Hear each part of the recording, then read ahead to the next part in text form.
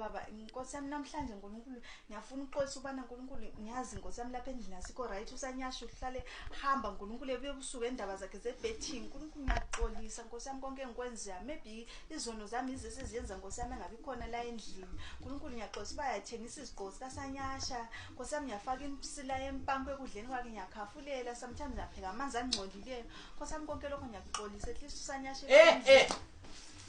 saka ndozvafunga kuita nditi ndozvaona kuchimwe ndiita nditi sapa kuda kupfeka mwari kuda wedza kuita masketch namwari handiti vengakhuleki ungochita sei iweweka uri kugutisa pana pani uri kudzirwa ndiri kukuona usati so don't tell me sorry uri kugutisa pamama ndiri kukuona unopedzera kunamata zvinhu zvisina basa neni uri kugutisa pana pasterekiwo ndiri kukuona zvako zvokuzvimba utambisa kuti bhaibheri rangu wamboenda kuchechiyo sorry all right